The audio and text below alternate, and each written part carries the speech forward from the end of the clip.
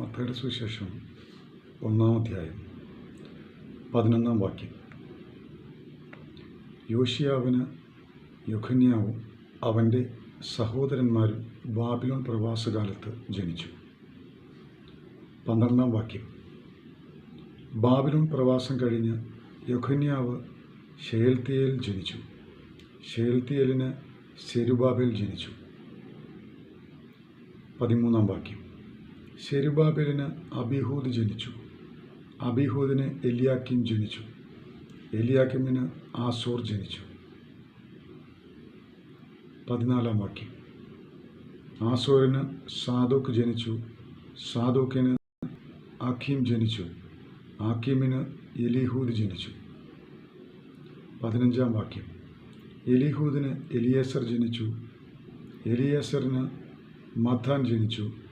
മത്താന് യാക്കോബ് ജനിച്ചു. 16-ാം വാക്യം. യാക്കോബിന് മറിയയുടെ ഭർത്താവായ യോസഫ് ജനിച്ചു. അവളിൽ നിന്ന് ക്രിസ്തു എന്ന് വിളിക്കപ്പെടുന്ന യേശു ജനിച്ചു.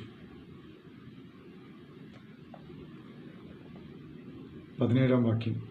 ഇങ്ങനെ തലമുറകളാകെ അബ്രഹാം മുതൽ ദാവീദ് വരെ 14, ദാവീദ് മുതൽ ബാബിലോൺ പ്രവാസം വരെ 14, ബാബിലോൺ പ്രവാസം മുതൽ ക്രിസ്തു വരെ 14 ആകുന്നു. 18-ാം വാക്യം. യേശു ക്രിസ്തുവിൻ്റെ ജനനം ഇപ്രകാരമായിരുന്നു.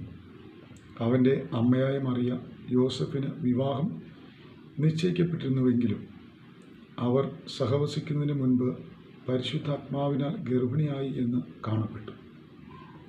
19-ാം വാക്യം.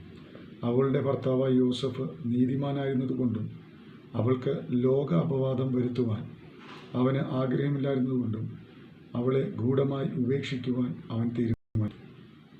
20-ാം വാക്യം. ഇങ്ങനെ ചിന്തിച്ചിരിക്കുമ്പോൾ യഹോവയുടെ ദൂതൻ അവന് സ്വപ്നത്തിൽ പ്രത്യക്ഷനായി, ദാവീദിൻ്റെ മകനായ യോസേഫേ, മറിയയെ നിന്റെ ഭാര്യയായി സ്വീകരിക്കുവാൻ ശങ്കിക്കേണ്ട. അവളിൽ ഉൽപ്പാദിതമായിരിക്കുന്നത് പരിശുദ്ധാത്മാവിനാൽ ആകുന്നു.